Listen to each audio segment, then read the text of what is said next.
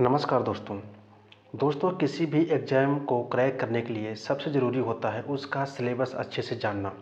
कोई भी एग्ज़ाम हो, ऐसा मैं नहीं कर रहा हूँ क्योंकि ये जो सभी बातें जो टॉपर हैं, पीछे साल में हो चुके हैं टॉपर, उन्होंने ये सब चीज़ बताए हैं कि सबसे पहले आपको सिलेबस पढ़ना बहुत ज़रूरी होता है, क्योंकि तभी हम जानेंगे ना क्या मुझे पढ़ना है, क्या छोड़ना है। क्योंकि जो सिलेबस होता है, जब उसको मुझे याद रखे रहेंगे, जहाँ भी हम कोई चीज़ पढ़ेंगे, न्यूज़ पढ़ रहे हैं या कोई बुक पढ़ रहे हैं, तो वहाँ से हम आसानी से निकाल सकते हैं कि क्या मुझे पढ़ना है, क्या छोड़ना है। तो दोस्तों आज हम बात करेंगे आईएएस का सिलेबस का, जिसका एग्ज़ाम कराती है यूपीएससी कराती है, यानी यूनियन पब्लिक सर्विस कमीशन कराती है। उसके बारे में हम उसका पूरा सिलेबस अच्छे से जानेंगे। ये जो एग्ज़ाम है 3 स्टेज होता है। सबसे जो पहला स्टेज होता है इसको हम प्री बोलते हैं या प्रीलिमिनरी बोलते हैं। सेकंड स्टेज जो होता है मेंस होता है, और थर्ड स्टेज जो होता है पर्सनालिटी टेस्ट या जिसको बोलते हैं इंटरव्यू बोलते हैं। तो चलिए इसको देखते हैं सिलेबस इसके बारे में हम। दोस्तों बात करें अगर हम प्रीलिमिनरी स्टेज की, यानी प्री के बात करें हम, तो उसमें 2 पेपर होता है, जीएस यानी general studies and CSAT होता है। मेंस में टोटल 9 पेपर होते हैं, थ्योरी वाले पेपर होते हैं, यानी मुझे लिखना पड़ता है, जिसमें से 4 हो गए जीएस के, 2 हो गया ऑप्शनल, 6 हो गए। उसके बाद 2 होता है हमारा लैंग्वेज का पेपर, 8 हो गए, और 1 होता है एसए का पेपर। टोटल हो गए 9 पेपर हो जाते हैं। उसके बाद फिर होता है पर्सनालिटी टेस्ट यानी इंटरव्यू होता है। इसको हम एक एक करके अच्छे से हम देखते हैं। यूपीएससी सिलेबस में अगर बात करें, यूपीएससी सिलेबस में प्रीलिम में जीएस पेपर 1, जीएस पेपर 2 जिसको सी सेट बोलते हैं। सी सेट में रीजनिंग, कुछ मैथमेटिक्स आते हैं, डिसीजन मेकिंग टाइप क्वेश्चन आते हैं, इंग्लिश लैंग्वेज और कुछ कॉम्प्रिहेंसिव क्वेश्चन आते हैं जिनको मुझे सॉल्व करने होते हैं। जीएस पेपर फर्स्ट में हिस्ट्री हो गया, science, environment, news, current affairs हो गया, पॉलिटिक्स हो गया, ये सब चीज़ें आती हैं। इसके बाद जब इस एग्ज़ाम को हम दे लेंगे, फिर हमारा एग्ज़ाम अगर क्रैक हो गया, फिर हम मेंस की बात करेंगे। अभी हम आगे बात करने वाले हैं पूरा डिटेल में, बस आप इसको थोड़ा ओवरव्यू आप ले लीजिए।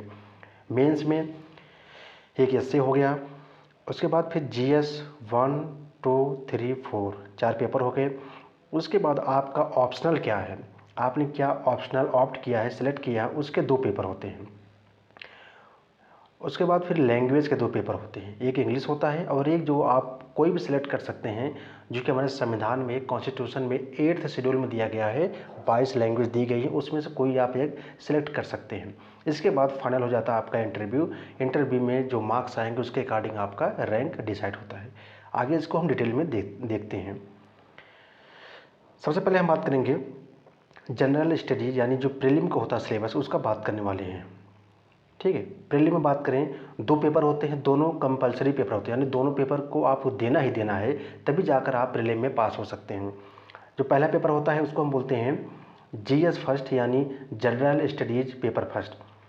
बात करें क्वेश्चन की, टोटल 100 क्वेश्चन आते हैं, 100 क्वेश्चन आते हैं। और इसमें जो बात करें नंबर के, 200 नंबर का आता है। ठीक है, और बात करें जो दूसरा पेपर होता है जनरल स्टडीज सी सेट जिसको बोलते हैं हम, उसमें जो आता है क्वेश्चन 80 क्वेश्चन आता है। ठीक है, कितने क्वेश्चन आते हैं उसमें? 80 क्वेश्चन आते हैं, और टोटल 200 नंबर के होता है। यानी कह सकते हैं कि जीएस फर्स्ट और जीएस सेकंड को मिलाकर टोटल 400 नंबर बन जाता है। लेकिन याद रखना, इसमें 1/3 माइनस मार्किंग होता है। ठीक है, अब जो सी सेट होता है इसमें 80 क्वेश्चन आते हैं, और एक क्वेश्चन होता है 2.5 नंबर का होता है। ठीक है, 2.5 नंबर का होता है, तो 80 क्वेश्चन आ गए तो टोटल कितना हो जाएगा? 200 नंबर हो जाएगा इसका। इस तरह से जीएस फर्स्ट होता है, 100 क्वेश्चन आते हैं, एक क्वेश्चन होता है 2 नंबर का होता है, तो ये भी 200 हो गया। तो इसमें जो होता है ना जीएस पेपर फर्स्ट, इसमें हर साल डिसाइड होता है कि कितनी कट ऑफ जाएगी। लेकिन जो सी सेट होता है इसमें सिर्फ हमको चाहिए कितना? 33% चाहिए। अभी आगे हम इसको अच्छे से बात करेंगे, अभी हम देखेंगे इसको हम। 33% सिर्फ नंबर चाहिए, यानी सिर्फ मुझे चाहिए कितना? सिर्फ हमको चाहिए 66 नंबर चाहिए सी सेट में, जो कि हमेशा हर साल फिक्स रहता है। जब से सी सेट लागू हुआ है सिर्फ मुझे 66 नंबर ही चाहिए पास होने के लिए। और उसके बाद लेकिन जो जीएस फर्स्ट होता है इसमें हर साल चेंज होता रहता है। ठीक है, अगर बात करें हम टाइम ड्यूरेशन का, और हाँ, इसमें जो है 1/3 माइनस मार्किंग होता है, दोनों पेपर मिलाकर 1/3 माइनस मार्किंग होता है, यानी अगर आपका क्वेश्चन कोई गलत हो रहा है तो 1/3 उसमें कट जाएगा। 2 घंटे के पेपर होते हैं, एक पेपर 2 घंटे का होता है। जो पहला पेपर होता है जीएस फर्स्ट, यानी ये जो पेपर होता है GS first general studies paper first, ये होता है 9:30 से 11:30 सुबह होता है।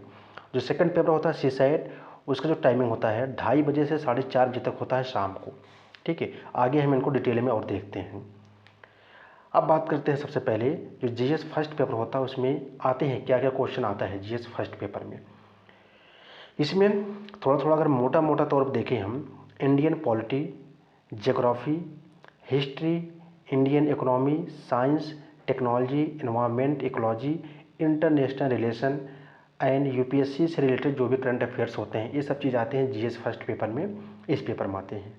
ठीक है, जो ये पेपर है इसमें यही क्वेश्चन आते हैं।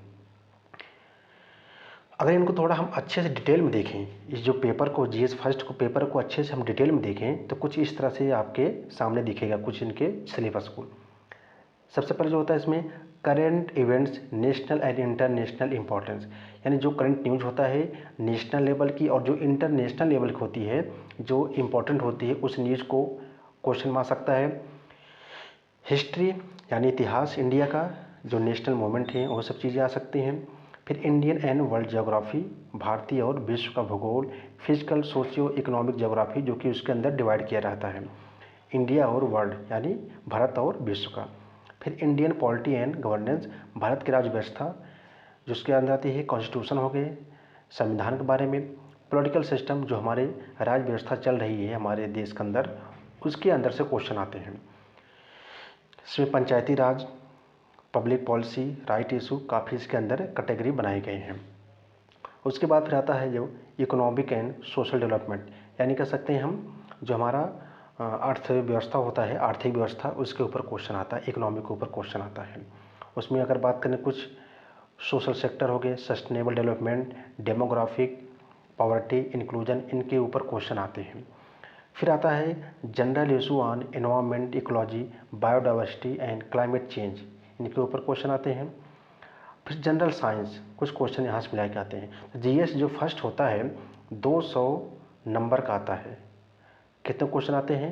100 क्वेश्चन आता है। ठीक है, एक क्वेश्चन होता है 2 नंबर का होता है। 1 मिनट, इसमें जो क्वेश्चन आते हैं टोटल आता है क्वेश्चन 100 क्वेश्चन आते हैं और एक क्वेश्चन होता है 2 नंबर का, टोटल बन जाता है 200 नंबर का। और कहाँ कहाँ से आते हैं ये सब जो सिलेबस दिखा दिया इसी सिलेबस के अंदर से आते हैं। ठीक है, आगे बात करते हैं हम GS2 जिसको हम बोल देते हैं सीसैट, यानी सिविल सर्विसेज एप्टीट्यूड टेस्ट। ठीक है, इसका सिलेबस क्या है? अगर हम थोड़ा एक हेडिंग थोड़ा मतलब मोटे मोटे में देखें, अगर सिर्फ हेडिंग देखें तो रीजनिंग हो गया, analytical question, reading comprehension, decision making question आते हैं। अब इनको आगे हम अच्छे से देखते हैं। इसमें कॉम्प्रिहेंशन आता है, आपको पैराग्राफ दिया जाएगा, उसमें से आपको क्वेश्चन सेलेक्ट करके निकालना पड़ेगा उस पैराग्राफ को पढ़कर। फिर communication skill, logical reasoning and analytical ability, decision making and problem solving type question आते हैं। जनरल मेंटल एबिलिटी, फिर कुछ न्यूमेरिकल टाइप क्वेश्चन आते हैं, नंबर वाइज, नंबर सीरीज हो गया, उनके रिलेशन फंक्शन होंगे। क्लास 10 लेवल का जो दिया गया है यूपीएससी सिलेबस में, क्लास 10 लेवल के क्वेश्चन आते हैं। ये जो बेसिक न्यूमरेसी, इसमें नंबर सिस्टम हो गया, प्राइम नंबर हो गया, उसके बाद फिर आता है नेचुरल नंबर आ गया, ये सब से रिलेटेड क्वेश्चन आते हैं जो वो क्लास 10th लेवल का आते हैं। फिर डेटा इंटरप्रिटेशन आते हैं, डेटा देगा, बार चार्ट देगा, ग्राफ देगा, उससे अंदर से आप क्वेश्चन निकालना पड़ेगा, उसके अंदर से ग्राफ, टेबल, ये सब क्वेश्चन दे रहते हैं, वो भी 10th लेवल का आता है। ठीक है, तो आप कह सकते हैं जीएस फर्स्ट है, कितना नंबर का हो गया? 100 क्वेश्चन आते हैं। 100 क्वेश्चन अगर 2 से मल्टीप्लाई करें तो 200 हो गया। और जो GS2 आता है उसमें भी आते हैं 200, उसमें आते हैं 80 क्वेश्चन आते हैं। और एक क्वेश्चन आता है जो 2.5 मार्क्स का आता है, यानी कितना हो गया? ये भी 200 नंबर का हो गया। ठीक है, लेकिन इसमें जो है मुझे सिर्फ और सिर्फ कितना लाना पड़ता है? सिर्फ 33% नंबर लाना पड़ता है। 239% कितना होगा अगर आप निकालोगे तो 66 नंबर आएगा। यानी अगर आप CSAT जो सेकंड पेपर होता है GS2 जिसको CSAT बोलते हैं, इसको CSAT बोलते हैं, GS2 पेपर आप बोल सकते हो, इसमें अगर आपका 66 नंबर आ गए तो आप पास हैं। लेकिन आप जो GS फर्स्ट है जो 200 नंबर का होता है वो भी, उसमें हमेशा हर साल जो कट ऑफ है उसकी वेरी करती है, कभी 80 जाएगी, कभी 90 जाएगी, कभी 110 तक जाती है, कभी कभार 116 तक भी गई है। ठीक है, जैसे लास्ट ईयर 2021 का आया था, उसमें जो कट ऑफ था जनरल का वो जहाँ तक मुझे लगता है कि 80 नंबर तक आया था।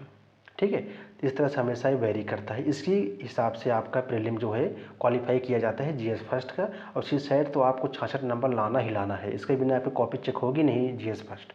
ठीक है, अब आगे बात करते हैं हम मेंस की।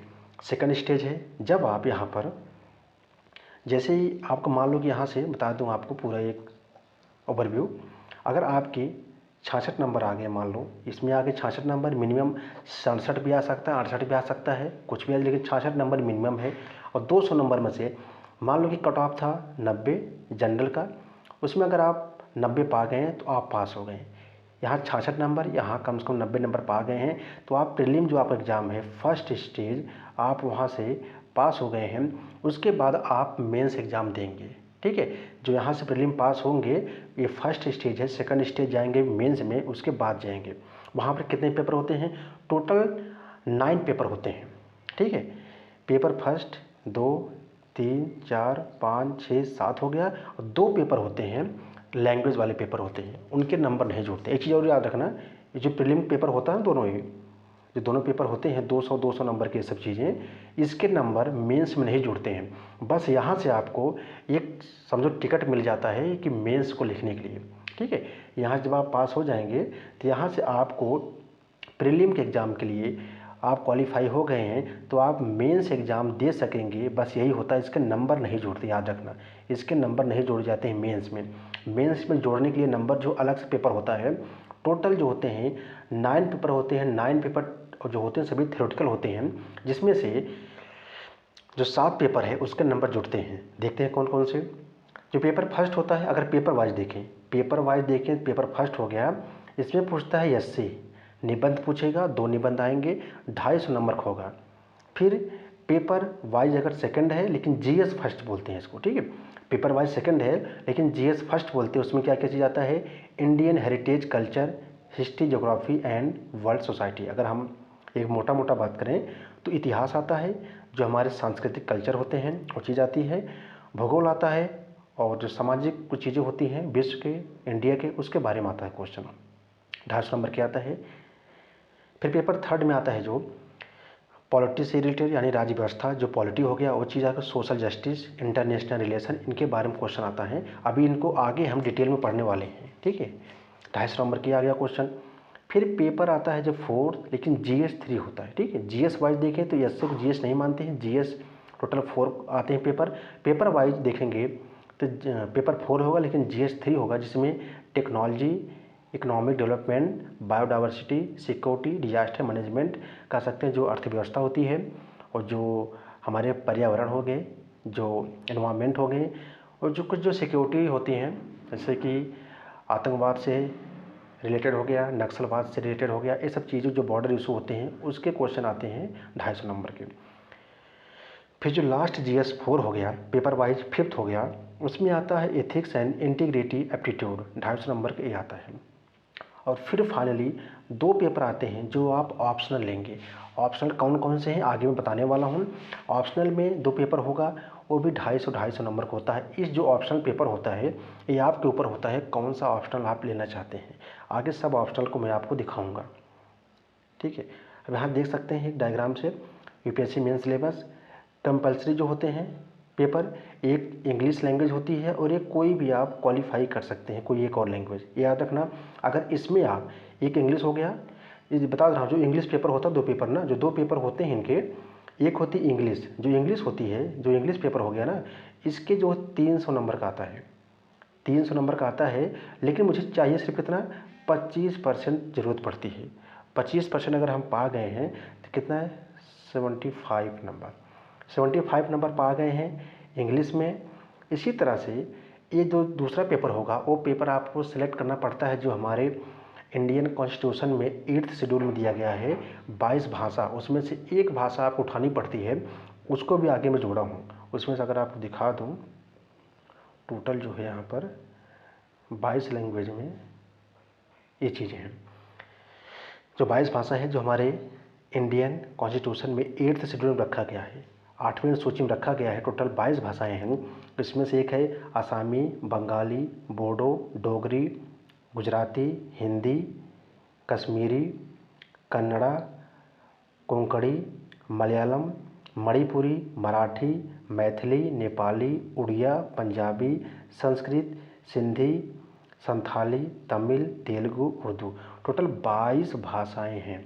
इसमें से कोई एक भाषा आपको लेना पड़ेगा। एक भाषा तो हो गई इंग्लिश, ये क्वालिफाइंग नेचर की होती है। जो फर्स्ट हो गया वो हो गया इंग्लिश आपका, ठीक है, इंग्लिश हो गया। ये जो आता है क्वेश्चन, इसमें आते हैं जो 300 का नंबर का होता है और आपको 25% चाहिए, यानी 25% अगर निकालेंगे आप जब इसको तो आ जाएगा 75 नंबर। आपको 75 नंबर चाहिए, बस आपको इतना पाएंगे आप पास हो जाएंगे। इसके नंबर भी नहीं जुड़ते हैं, ठीक है, इसके नंबर पे आप नहीं जुड़ेंगे आपके पेपर में। जो सेकंड पेपर होगा इसका, एक इंग्लिश के बाद उसमें से एक आपको सिलेक्ट करना पड़ेगा। इन जो 22 भाषाएं हैं, जो 22 भाषाएं दी गई हैं, इसमें से आपको कोई एक सिलेक्ट करना पड़ेगा और इसमें भी आपको 75 नंबर ही लाना होगा। 75 नंबर लाएंगे तो आप आगे एग्ज़ाम दे पाएंगे, ठीक है। तो उम्मीद करता हूँ समझ होंगे आप। इस तरह से अभी आपको जो बताया मैं कि यहाँ से जो पेपर हो गया कंपलसरी पेपर इंग्लिश हो गया, इंडियन लैंग्वेज, सिर्फ ये क्वालिफाई होता है, नॉट काउंटेड फॉर रैंकिंग। जो रैंक बनती है उसमें काउंट नहीं किए जाते हैं। जो काउंट किए जाते हैं कौन कौन से काउंट किए जाते हैं, यस से होता है। यस से में एक ही पेपर होता है, 2 क्वेश्चन होते हैं, ठीक है। इसके नंबर आपको काउंट किए जाएंगे, कितना होगा 250 नंबर होगा ये। फिर जनरल स्टडीज जो होते हैं, पेपर 1, पेपर 2, पेपर 3, पेपर 4, इसमें से 250 नंबर करोगे आप तो 250 गुणे 4, यहाँ हो जाता है 1000 नंबर हो गया। इसी तरह से जो आपका ऑप्शनल पेपर होगा वहाँ पर कितना होता है, वहाँ पर 2 पेपर होते हैं और दोनों पेपर कितने होते हैं 250 नंबर, यानी 500 नंबर का ये पेपर भी होता है, ठीक है। इस तरह से क्वेश्चन आप मतलब याद करना है इस चीज़ को। टोटल इतना नंबर, कितना नंबर हो गया 500 ये हो गया और यहाँ 250 × 4 कर सकते हैं आप कि 500 प्लस कितना हो गया यहाँ पर, यहाँ 1000 हो गया ना, 250 × 4 1000 हो गया। फिर यहाँ पर 250 कितना हो गया टोटल 1000, 1500 और 250, टोटल 1750 नंबर का आपको लिखने के लिए पेपर में आता है। और यहाँ पर जो क्वेश्चन आते हैं सिर्फ इसमें 75 नंबर आपको लाना है 300 में से, वो भी क्वालिफाई करने के लिए। अगर इसमें से आप 75 नंबर नहीं ला पाए हैं तो आपकी जो कॉपी होगी ना वो कॉपी चेक नहीं होगी, याद रखना। फिर आप फेल माने जाएंगे, फिर आपका जो मेंस की कॉपी है वो चेक नहीं होगा।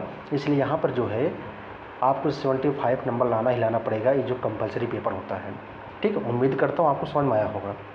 आगे देखते हैं हम कुछ इसमें हम जो बताया अभी पीछे, इस चीज़ को मैं यहाँ देख लेते हैं। मेंस एग्जामिनेशन जो होता है सेकंड फेज होता है सिविल सर्विसेज एग्जामिनेशन का, और ये चीज़ है जब प्रीलिम एग्जाम आप क्वालिफाई करेंगे उसके बाद ही आप मेंस को लिखेंगे, ठीक है। और जो मेंस होता है एग्ज़ाम टोटल 9 पेपर देना पड़ता है। इसमें 2 आर क्वालिफाइंग पेपर 300 मार्क्स, इसमें से 2 पेपर है क्या होते हैं क्वालिफाई होते हैं, ठीक है, बताया ना। 2 वो पेपर क्वालिफाई होते हैं और 300 का नंबर होता है, मार्क्स होता है। इसमें से आपको 75 नंबर लाना पड़ता है, यानी 25% लाना पड़ता है। और उसके बाद फिर जो होती हैं 2 पेपर, इसमें से एक होता है कोई भी इंडियन लैंग्वेज हो सकता है जो 22 भाषाएं हैं, और एक होता है इंग्लिश पेपर। इंग्लिश पेपर तो मैंडेटरी है, आपको सबको देना पड़ेगा, लेकिन एक जो पेपर होता है ना 22 भाषाओं में से कोई एक आपको चुनना पड़ेगा। जैसे कि यूपी वाले अधिकतर हिंदी चूज करते हैं, पंजाब में जो पंजाबी, जो साउथ में है वो सब कन्नड़ा लेते हैं, उड़िया लेते हैं, मलयालम लेते हैं, कुछ लोग जो हैं उर्दू भी लेते हैं, संस्कृत भी लेते हैं, कुछ भी आप ले सकते हो, लेकिन आपको एक जो पेपर इंग्लिश लेना ही लेना है। उसके बाद फिर जो दूसरा पेपर है उसमें से कोई एक सिलेक्ट कर सकते हो, जो कि हमारे जो शेड्यूल 8th में दिया गया है 22 भाषाओं में से, ठीक है। और 25% चाहिए जो बोथ पेपर होंगे। कोई लैंग्वेज जो पेपर हो गया उसको आप ले रहे हैं, और जो इंग्लिश पेपर है उसमें से आपको यानी 300 ये हो गया और 300 ये हो गया। इन सबको आप में से बस 25% लाना पड़ेगा। उसके बाद फिर आगे क्वालिफाई होंगे। फिर आपकी कॉपी जो है ना 7 पेज, जो 7 कॉपी हैं, 7 जो कॉपी बची है, 4 GS हो गया, 2 ऑप्शनल, 1 एसए, तभी जाके चेक होती है, ठीक है। इसके आगे देखिए, अब जो GS 1 2 3 4 है उनके जो सिलेबस को अच्छे से हम देख लेते हैं। देखिए जो सिलेबस GS फर्स्ट का है, Indian culture, salient aspect of art form, literature and architecture from ancient to modern time, यानी प्राचीन से लेकर आधुनिक समय तक जो भी हमारे देश में कल्चर का एवोल्यूशन हुआ है, जो कल्चर के फॉर्म है, साहित्य है, लिटरेचर है, आर्ट है, उन सबको पढ़ना पड़ेगा इसमें। फिर मॉडर्न इंडिया हिस्ट्री, आधुनिक भारत का इतिहास, मिडिल ऑफ 18th यानी 18th के जो समय सब कुछ घटनाएं हुई उनको, और जो पर्सनालिटी लोग थे, पर्सनालिटी अच्छे अच्छे जो जिन्होंने काफ़ी कंट्रीब्यूशन दिया था आज़ादी में, उनके बारे में पढ़ना है। Freedom struggle, very stage important contributor, इन सब के बारे में पढ़ना पड़ेगा। Post independence consolidation and reorganisation within country, आज़ादी के बाद जो इश्यू हुए थे, जो मुद्दे उठे थे, उनके बारे में सब कुछ पढ़ना पड़ेगा। कौन कौन से कानून आए, कौन कौन से क्या बोलते हैं कमेटी बैठी, इन सब के बारे में पढ़ना पड़ेगा। आगे वर्ल्ड की हिस्ट्री पढ़ना पड़ेगा, 18th सेंचुरी से लेकर इंडस्ट्रियल रिवोल्यूशन तक आया। वर्ल्ड वार जो विश्व युद्ध हुआ उनके बारे में पढ़ना पड़ेगा। फिर कोलोनाइजेशन, डी कोलोनाइजेशन, जो पॉलिटिकल कुल फिलासफर हैं, ठीक है, लाइक जैसे कम्युनिज्म, कैपिटलिज्म, सोशलिज्म, उनके कौन कौन से रूप हैं, कौन सोसाइटी में किस तरह से उनके प्रभाव पड़ रहे हैं, इन सबको पढ़ना पड़ता है। GS फर्स्ट के पेपर में ये बता रहा हूँ आपको मैं। फिर salient feature of Indian society, हमारे जो भारतीय समाज है उसके फीचर्स क्या क्या हैं। डाइवर्सिटी ऑफ इंडिया, जो भारत की विविधता है, कौन कौन सी, इस तरह हमारे देश में काफ़ी टाइप के धर्म में लोग रहते हैं, हमारी जो विविधता है, विविधता, उनके बारे में पढ़ना पड़ेगा। Role of women and women's organisation, महिलाओं का क्या योगदान था आज़ादी में, उनको पढ़ना पड़ेगा। पॉपुलेशन, जनसंख्या और उससे जो प्रॉब्लम चल रही है, पॉवर्टी, गरीबी, और कौन कौन से हम डेवलपमेंट इशू चल रहे हैं, उसको डेवलपमेंट, उससे जो पॉवर्टीज आ रहे हैं। अर्बनाइजेशन, देयर प्रॉब्लम, जो अर्बनाइजेशन हो रही है उससे जो प्रॉब्लम हो रहा है, और रेमेडीज, किस तरह से हम उसको जो प्रॉब्लम है सॉल्व कर सकते हैं, ये सब चीज़ पढ़ना पड़ता है। Globalisation on Indian society effect, जो ग्लोबलाइजेशन हुआ उससे हमारे भारतीय समाज पर क्या प्रभाव पड़ा, इनको। Social empowerment, communalism, regionalism, secularism, इन सबको पढ़ना पड़ेगा। फिर वर्ल्ड फिजिकल ज्योग्राफी, जो विश्व की है फिजिकल ज्योग्राफी, उसको पढ़ना पड़ेगा। रिसोर्सेज, कहाँ कहाँ हमारे देश में, हमारे इंडियन सब कॉन्टिनेंट पे कौन कौन से रिसोर्स पाए जाते हैं, कहाँ पर लोहा, कहाँ पर तांबा, कहाँ पर सोना, तेल, ये सब जो चीज़ पाए जाते हैं रिसोर्सेज, इनके बारे में पढ़ना पड़ेगा। उसके बाद प्राइमरी, सेकेंडरी, टर्सरी सेक्टर, जो इंडस्ट्री होते हैं, जो डिवाइड किया गया, उनके बारे में पढ़ना पड़ेगा। फिर जियो फिजिकल जो फिनोमेना होते हैं, जैसे कि अर्थक्वेक आता है, सुनामी, वोल्केनिक एक्टिविटी, अर्थक्वेक भूकंप हो गया, सुनामी हो गया, और जो आते हैं वोल्केनिक यानी ज्वालामुखी फटते हैं, साइक्लोन हो गया जो आते हैं। और जो कुछ जो जियोग्राफिकल फीचर्स हैं including water bodies, ice cap, flora and fauna and effect of such changes, इन सबको आपको GS फर्स्ट में पढ़ना पड़ेगा। अब देखते हैं GS 2 में। GS 2 में मुझे पढ़ना पड़ेगा कॉन्स्टिट्यूशन ऑफ इंडिया, भारत का संविधान पढ़ना पड़ेगा। उसमें कुछ चीज़ें जो अच्छे अच्छे अमेंडमेंट हुए हैं, यानी जो संशोधन हुआ है, अमेंड किया गया है, उसको लाए गए हैं नए नए संशोधित करके संविधान में। बेसिक स्ट्रक्चर क्या है, इनको पढ़ना पड़ेगा। उसके बाद फिर यूनियन और स्टेट के बारे में पढ़ना पड़ेगा, कौन कौन से इशू उठ रहे हैं, कौन कौन से मुद्दे परेशान कर रहे हैं इस टाइम हमारे स्टेट और यूनियन के बीच में, यानी जो सेंटर और स्टेट गवर्नमेंट के बीच में जो मुद्दे हो रहे हैं। Federal structure, devolution of power, finance of local levels and challenges, जो लोकल लेवल पे इशू हो रहे हैं पावर को लेकर, उनके बीच में कौन कौन से मतभेद हो रहे हैं, उनके बारे में पढ़ना पड़ेगा। Separation of power between various organ, जो पावर डिवाइड किया गया है, सेंटर की पावर, स्टेट की पावर, और जो हमारे जो म्यूनसिपैलिटी होते हैं और जो ग्राम पंचायत होते हैं उनके बीच जो पावर डिवाइड किया गया है, उनके बारे में। Comparison of the Indian constitution scheme with that of the other, हमारे जो इंडियन कॉन्स्टिट्यूशन है उसका कंपेयर करना है अदर देशों से, दूसरे देशों से, ब्रिटिश गवर्नमेंट से, ब्रिटिश से लेना है, जो ब्रिटिश से कंपेयर करना है, यूएसए से कंपेयर करना है, फ्रांस से कंपेयर करना है, इन सबको कंपेयर करके देखना है। फिर पार्लियामेंट, स्टेट लेजिस्लेचर स्ट्रक्चर उनका किस तरह है, फंक्शन किस तरह काम करते हैं, किस तरह से डेली के जो बिजनेस होते हैं, जो काम काज करते हैं, structure, organisation, functioning of executive, judiciary, ministry, department, किस तरह से हमारी कार्यपालिका यानी एग्जीक्यूटिव काम करती है, एग्जीक्यूटिव, जुडिशरी, न्यायपालिका काम करती है, गवर्नमेंट काम करती है, प्रेशर ग्रुप, इन सब के बारे में पढ़ना पड़ता है। काफ़ी कुछ ही आप स्लाइड रोक कर पढ़ सकते हैं। जो आरपीए है यानी रिप्रेजेंटेशन ऑफ पीपल एक्ट, इनके बारे में पढ़ना पड़ेगा।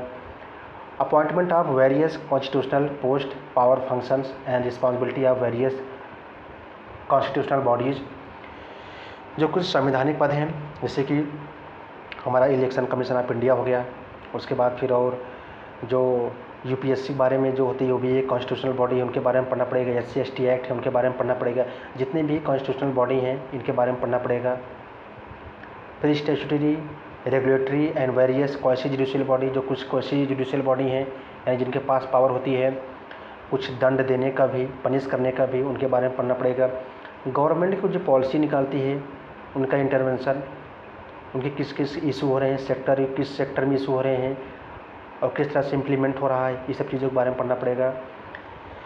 और कुछ एनजीओ का रोल और जो सेल्फ हेल्प ग्रुप होते हैं उनके बारे में, चैरिटी, डोनर, ये सब के बारे में। वेलफेयर स्कीम जो गवर्नमेंट चलाती है वल्नरेबल सेक्शन के लिए, जो सबसे गरीब होते हैं उनके लिए जो गवर्नमेंट चलाती है स्कीमें, उनके बारे में पढ़ना पड़ेगा। पॉपुलेशन से रिलेटेड जो इशू है उनके लिए, population by the central state and performance of this scheme, law, institution, bodies constitute for the protection and betterment of their vulnerable section, कौन कौन सी बॉडी, कौन कौन सी कमेटी, कौन कौन से रूल बनाए गए हैं जो वल्नरेबल सेक्शन होते हैं। वल्नरेबल सेक्शन होते हैं जो सबसे एकदम नीचे लेवल पे होते हैं, जैसे कि एससी एसटी हो गए, इन सब के लिए जो माइनॉरिटी जो लोग होते हैं उनके लिए सरकार ने क्या क्या कुछ कानून नियम बनाए हैं उनके बारे में पढ़ना पड़ता है। वेलफेयर स्कीम, जैसे कि जो कुछ लोग भी जंगल में रह रहे हैं, नॉर्थ ईस्ट के लोग जो रह रहे हैं उनके जंगल के साथ रह रहे हैं, उनके जो इशू होते हैं उनके बारे में जो कुछ चीज़ें हैं पढ़ना पड़ता है, तो उनको बोलते हैं वल्नरेबल सेक्शन, यानी बहुत ज़्यादा नीचे लेवल के हैं, उनको बहुत ज़्यादा परेशानियाँ हो सकती हैं। उनके लिए जो सरकार हमेशा नियम कानून लाती रहती है। जैसे कि आप देखेंगे हमारे जो देश के कुछ द्वीप हैं, कुछ द्वीप, अधिकतर 2 ही द्वीप हमारे हैं देश में, एक है लक्षद्वीप, एक हो गया अंडमान निकोबार द्वीप समूह। वहाँ पर जो सेंटिनल लोग हैं, आदिवासी लोग हैं, उनके बारे में सरकार एक रिस्ट्रिक्शन लगा दी गई है कि वहाँ पर कोई नहीं जा सकता। तो ऐसे जो कुछ कानून लाए गए हैं, जो लोग जंगल में रह रहे हैं उनके लिए जो कानून लाए गए हैं, तो उनके बारे में जो चीज़ है वही बात किया जा रहा है यहाँ पर। वेलफेयर स्कीम जो लाई सरकार, वेलफेयर स्कीम, उनके बारे में चीज़ देखना है। फिर issue relating to development and management of social sector service relating to health, education, human resource, health, education और जो ह्यूमन रिसोर्स से जो भी प्रॉब्लम हो रहा है ह्यूमन रिसोर्स से, उनके बारे में किस तरह मैनेजमेंट किया जाए, कौन कौन से इशू आ रहे हैं उनके बारे में पढ़ना है। Issue relating to poverty and hunger, गरीबी और जो भुखमरी फैल रही है इनके बारे में सरकार को देखना है। फिर कुछ गवर्नेंस की बात करते हैं, ट्रांसपेरेंसी, अकाउंटेबिलिटी किस तरह से फिक्स की जा सके, सिटीजन चार्टर, ट्रांसपेरेंसी, अकाउंटेबिलिटी, इनके बारे में पढ़ना पड़ेगा। सिविल सर्विसेज का डेमोक्रेसी में किस तरह रोल फिक्स किया गया है, क्या रोल है, उनके बारे में पढ़ना है। फिर इंडिया और उनके जो नेबरहुड रिलेशन है, यानी जो इंडिया भारत है उसके पड़ोसी देश जैसे चाइना, पाकिस्तान, श्रीलंका, उधर मालदीव्स हो गया, म्यांमार हो गए, इन सब से जो न्यूज़ आती है, जो भी रिलेटेड जो इशू होते हैं उनके बारे में पढ़ना है। बायलैटरल रीजन, ग्लोबल ग्रुपिंग हो गया, जैसे कि एससीओ हो गया, G20 हो गया, ब्रिक्स हो गया, सार्क हो गए, ये सभी चीज़ जो होती हैं उनके बारे में पढ़ना पड़ेगा। कौन कौन सा एग्रीमेंट हुआ इंडिया के साथ और इंडिया के इंटरेस्ट को किस तरह इफेक्ट कर रहे हैं, प्रभावित कर रहे हैं। और कुछ effect of policies and politics of developed and developing countries India interest, जो डेवलप्ड कंट्री में या डेवलपिंग कंट्री में जो भी कुछ पॉलिटिक्स चल रही है उससे इंडिया के किस तरह इंटरेस्ट को प्रभावित कर रहे हैं। इंडियन जो डायस्पोरा हैं, जो भारत से लोग बाहर गए हैं, उनके ऊपर किस तरह प्रभावित हो रहा है, किस तरह प्रभाव डाल रहा है, इनके बारे में पढ़ना पड़ेगा। फिर इंटरनेशनल इंस्टीट्यूशन, एजेंसीज, उनके बारे में पढ़ना पड़ेगा, जैसे इंटरनेशनल इंस्टीट्यूशन हो गया, यूएन हो गया, यूएनएससी हो गया, WTO हो गया, इन सब के बारे में थोड़ा बहुत पढ़ना पड़ेगा। अब बात करते हैं GS3 के। GS3 के बारे में इंडियन इकोनॉमी, भारत की अर्थव्यवस्था के बारे में कौन कौन से प्लानिंग हो रही है, रिसोर्स कौन कौन से, ग्रोथ, डेवलपमेंट कितना हुआ है, कितना एम्प्लॉयमेंट जनरेट हो रहा है, inclusive growth, issue arising from it, government budgeting, फिर उसके बाद फिर क्रॉप, कौन कौन से क्रॉप पैटर्न हैं हमारे जो वेरियस कंट्री में, उनको एक तरफ से प्रैक्टिस की जाती है, उनको उगाया जाता है। कितने टाइप के इरीगेशन होते हैं, यानी खेती करने के लिए, पानी भरने के लिए किस तरह से हम सिंचाई करते हैं, व्यवस्थाएँ, स्टोरेज करने की क्या सिंचाई है, ट्रांसपोर्ट करने का, मार्केटिंग का, एग्रीकल्चर प्रोड्यूस, ठीक है, एपीएमसी मंडी, ये सब बारे में सब बताया गया है। कौन कौन सी टेक्नोलॉजी यूज़ कर रहे हैं फार्मर्स, डायरेक्ट और इनडायरेक्ट सब्सिडी जो गवर्नमेंट देती है, एमएसपी मिनिमम सपोर्ट प्राइस के बारे में, पीडीएस पब्लिक डिस्ट्रीब्यूशन सिस्टम, जो राशन कार्ड पे लोग राशन लेते हैं उनके बारे में, उनके कौन कौन से फंक्शनिंग है, कौन कौन से लिमिटेशन है, buffer stock, food security technology, इन सब के बारे में। एनिमल रियरिंग, यानी जो एनिमल को हम रखते हैं एक तरफ से इकोनॉमी में हमारे कंट्रीब्यूट करते हैं, ऐसे हो गया, कुछ लोग मुर्गी पालन करते हैं, कुछ लोग भेड़ बकरियाँ पालते हैं, मछली पालते हैं, इन सब एनिमल रियरिंग के अंदर आते हैं, इन सब के बारे में। फिर फूड प्रोसेसिंग इंडस्ट्री जो है, जैसे कि आजकल लेज, चिप्स, कुरकुरे ये सब बन रहे हैं, उनसे रिलेटेड जो लोकेशन कौन कौन से अच्छे हैं, कौन कौन से up stream down stream requirement है, सप्लाई चेन मैनेजमेंट किस तरह हो रहा है, उन सब के बारे में पढ़ना पड़ेगा। फिर है land reforms in India, India में जो लैंड रिफॉर्म आया था उनको, effect of liberalisation on the economy, changes in industrial policy, इन सब के बारे में पढ़ना पड़ेगा। फिर इंफ्रास्ट्रक्चर, जो हमारे इंफ्रास्ट्रक्चर तैयार होते हैं एनर्जी के लिए, पोर्ट्स जो बन रहे हैं, यानी जो पोर्ट बन रहे हैं, बंदरगाह हैं, रोड है, सड़क बन रही है, एयरपोर्ट, हवाई जहाज़ जहाँ उतरती है, रेलवे, ये सब को जो इंफ्रास्ट्रक्चर में डेवलपमेंट हो रहा है उनके बारे में। इन्वेस्टमेंट मॉडल जो है, science and technology development and their application, कौन कौन साइंस टेक्नोलॉजी आ रहे हैं डेली लाइफ में, उनसे किस तरह से डेवलपमेंट हो रहा है, इनके बारे में पढ़ना पड़ेगा।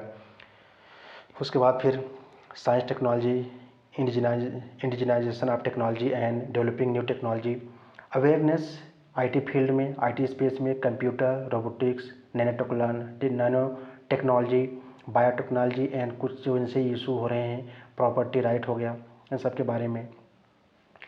अब बात करते हैं एनवायरनमेंट में, किस तरह से एनवायरनमेंट जो पोल्यूशन कंट्रोल किया जाए, किस तरह जो डिग्रेड हो रहा है उनको किस तरह बचाया जाए, जो हमारे सॉइल की इरोजन हो रहा है, जो पोल्यूशन हो रहा है उनको किस तरह बचाया जाए।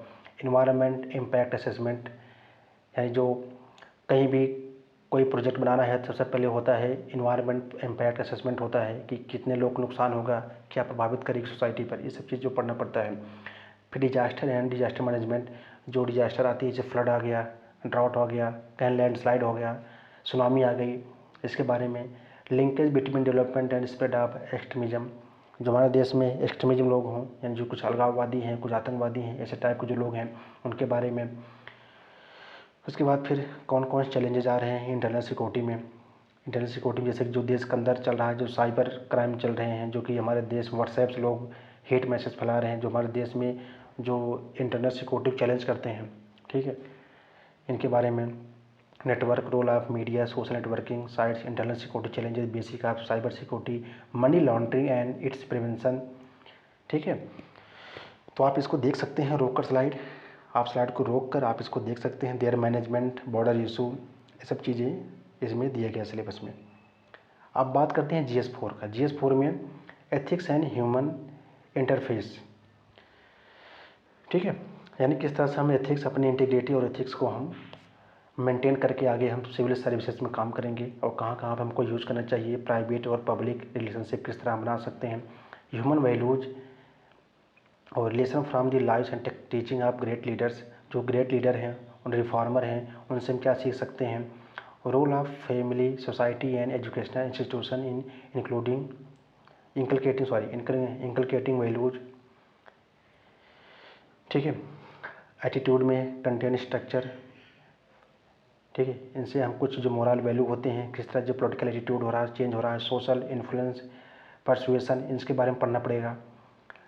Aptitude, foundational value of civil services के बारे में, integrity, impartiality, non partisanship, objectivity, dedication, public services, empathy, tolerance and compassion toward the weaker section. फिर emotional intelligence concept and their utilities and application in administration and governance. Contribution of moral thinkers and philosopher, जो moral thinker, जो philosopher लोग जैसे कि Plato, Aristotle हो गए, Gandhi ji, doctor B R Ambedkar साहब, इनके बारे में, जो इंडिया है एंड वर्ल्ड, इनके बारे में जो पढ़ना पड़ेगा। फिर पब्लिक सर्विसेज यानी values of ethics in public administration में किस तरह अपने हम जो सिविल सर्विसेज की वैल्यूज है, एथिक्स है, उसको यूज़ कर सकते हैं। उसके बाद फिर कौन कौन से प्रॉब्लम आ रहे हैं, ठीक है, कंसर्न, डायलेमा, गवर्नमेंट में जो काम करते हो डायलेमा आते हैं, इनके बारे में पढ़ना पड़ेगा, लॉज, रूल्स, रेगुलेशन। फिर कुछ और देखेंगे आप इंटरनेशनल रिलेशन के बारे में, corporate governance, probity and governance, concept of public services, philosophical basis of governance, और कुछ code of ethics, code of conduct, citizen charter, work culture, इस सब चीज़ बारे में पढ़ना पड़ेगा। आप इसको स्लाइड को रोक के पढ़ सकते हो, ठीक है। तो काफ़ी बड़ा सिलेबस है, इसको आप समझ लीजिए, काफ़ी सिलेबस है इसका, ठीक है। सिलेबस को अच्छे से पढ़कर आप फिर जो भी क्वेश्चन आप करेंगे आगे ना, किताब पढ़ेंगे तो आपको समझ में आएगा कि क्या क्या सिलेबस में दिया गया है। तो मैंने अभी तक बता दिया इस सिलेबस के बारे में।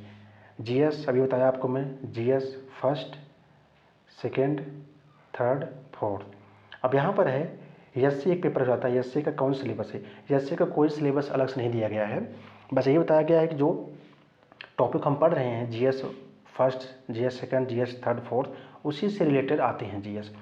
और एससी पेपर आएगा, 2 क्वेश्चन करना पड़ता है। एक क्वेश्चन जो होते हैं, एक क्वेश्चन 125 नंबर का, एक क्वेश्चन 125 नंबर का, यानी टोटल मिलाकर 250 नंबर क्वेश्चन आता है, ठीक है। इसमें एक होगा ऐसे इशू, कुछ अलग इशू होते हैं, और एक जो होता है कुछ जो फिलोसफिकल टाइप होते हैं, जैसे कि एक आ गया सिंपल आ जाते हैं कभी कभार, एग्रीकल्चर के ऊपर लिखना है, एग्रीकल्चर जो इशू हो रहे हैं, वुमेन एम्पावरमेंट के बारे में, क्लाइमेट चेंज के बारे में हो गया, और एक कोई अलग इशू आ गया जैसे कि कुछ पॉलिटिकल टाइप का आ जाते हैं, कॉन्स्टिट्यूशन के बारे में आ जाता है, किसी प्रियम्बल के बारे में आ जाता है। तो एक फिलोसफी टाइप का आ जाते हैं, 2 टाइप का आते हैं ऐसे, और 2 ऐसे लिखना पड़ता है, टोटल मिलाकर 250 नंबर का ये होता है, ठीक है। फिर यहाँ देखें अगर हम, हाँ, जो अभी जो बताया कुछ लैंग्वेज होती हैं, 2 लैंग्वेज से लेना पड़ता है मुझे, जो कि उसमें सिर्फ आपको 75 नंबर लाना पड़ता है। उसमें कुछ सिलेबस जो कि मोटा मोटा देखें अगर, इंग्लिश का जो होता है उसमें एक एससी लिखना पड़ता है, 100 नंबर का आता है एससी। फिर एक कॉम्प्रिहेंसिव आता है 60 मार्क्स का, आपको क्वेश्चन उसमें से दिए रहेगा, आप क्वेश्चन करना पड़ता है। फिर प्रिसाइज राइटिंग कोई दे दिया जाएगा, पैराग्राफ 250 वर्ड का होगा, उसको आप 50 या 100 वर्ड में लिखना पड़ता है। फिर कुछ ट्रांसलेशन करने पड़ते हैं, ठीक है। कुछ लैंग्वेज होते हैं, कुछ ग्रामर के बारे में, मिलाकर आपको 75 नंबर लाना पड़ता है। टोटल जो होता है 300 मार्क्स का होता है, ठीक है। ये नंबर जुड़ता नहीं है, ये नंबर सिर्फ पासिंग मार्क चाहिए, 75 नंबर, इतना कम से कम चाहिए आपको।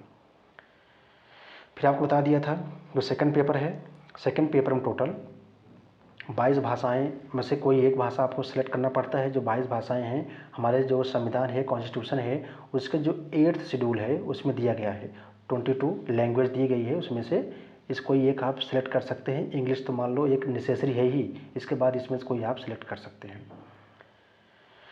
इसमें वही चीज़ कॉम्प्रिहेंशन एक पैसेज दिया रहेगा, उसको पढ़ना पड़ेगा। प्रिसाइज राइटिंग इसमें होगा, कुछ वोकैबुलरी हो जाएगा, शॉर्ट इससे कुछ लिखना पड़ेगा। ये सब चीज़ें आपको सेकंड पेपर जो आप सेलेक्ट करेंगे उसमें लिखना पड़ता है। अब देखते हैं ऑप्शनल। टोटल ऑप्शनल बात करें तो काफ़ी कुछ चीज़ें ऑप्शन दिए गए हैं, आप एक बार देख लीजिए सिलेबस को, इसको आप मोटा मोटा देखिए। इसका सिलेबस आप जब कहेंगे, अगर आप कमेंट करेंगे तो आपको मैं अलग सिलेबस इसका बता दूंगा मैं। एग्रीकल्चर हो गया, zoology, animal husbandry and veterinary science, Assamese literature, anthropology, Bengali, botany, Bodo, chemistry, Dogri, civil engineering, Gujarati, commerce and accountancy, Hindi literature, economics, Kannada, electrical engineering, Kashmiri literature, geography, Konkani literature, geology, Maithili, history, Malayalam, law, Manipuri literature, management, Marathi literature, mathematics, Nepali literature, mechanical engineering, Oriya literature, medical science, Punjabi literature, philosophy, Sanskrit literature, physics, Santhali literature हो गया, political science and international relation, Sindhi literature, psychology, Tamil literature, public and administration, Telugu literature, sociology, English literature, statics and Urdu literature. इतने जो है optional में select करना पड़ेगा, जो नहीं बताया है यहाँ पर। जो ऑप्शनल है ना, इसमें आप देखेंगे, आप यहाँ पर जो ऑप्शनल दिया गया है, आपको मैं बताया था इसके पहले। यहाँ पर देखेंगे आप, ये जो ऑप्शनल पेपर दिया गया ना 2, यहाँ पर जो ऑप्शनल दिया गया पेपर, यहाँ से 2 पेपर, यहीं से 2 पेपर बनेगा। जो आप ऑप्शनल यहाँ सेलेक्ट करेंगे, यहाँ से जो आप सेलेक्ट करेंगे, यहाँ से इसमें से जो आप सेलेक्ट करेंगे ऑप्शनल पेपर, वो उसको पेपर को 2 पेपर बनेगा उसमें 250 नंबर के, यानी 500 नंबर आपको उसमें से करना होगा। तो यहाँ से 2 पेपर आपको देना पड़ेगा, 2 पेपर आएगा ऑप्शनल का। जो आप ऑप्शनल लेंगे उसमें से 2 पेपर होगा और 250 नंबर का आएगा, उसको आपको अलग से देना होगा। ठीक है, तो अभी आप यहाँ तक देख लिए हैं, आगे देखते हैं। इसके बाद फिर अब बात करें टोटल नंबर मेंस का। प्री अगर आप पास कर लिए हैं उसका नंबर नहीं जोड़ा जाएगा। मेंस का टोटल कितना हो गया, 7 पेपर अगर देखें थ्योरेटिकल, अगर मैं उसका जो थ्योरी होती है जीएस से 1 2 3 4 हो गया, 4 हो गए, 2 हो गया ऑप्शनल 6 और 1 हो गया एसए 7 पेपर मिलाकर 1750 नंबर का हो गया ये। उसके बाद जब इसमें मेंस में आप क्वालिफाई कर लें, इसकी कट ऑफ अलग से निकलेगी। फिर आपको देना पड़ेगा पर्सनालिटी टेस्ट यानी इंटरव्यू, होता है 275 मार्क्स का। टोटल कितना हो गया, ये हो गया 70 15 या 1750, फिर आ गया 275, मिलाकर हो जाता है 2025। टोटल इतने नंबर के आपको फाइनल जो है रैंक बनती है, फाइनल इसमें रैंक बनेगी।